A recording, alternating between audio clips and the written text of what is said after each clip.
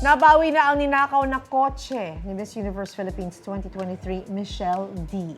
Sabi ni Michelle sa kanyang broadcast channel sa IG, isang regular creative at nobya nito na nakatira sa isa niyang apartment sa Maynila ang umaming sila ang responsable sa pagnanakaw.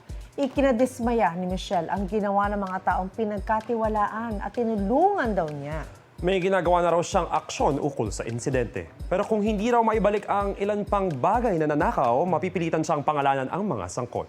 Nasa France ngayon si Michelle para sa Paris Fashion Week.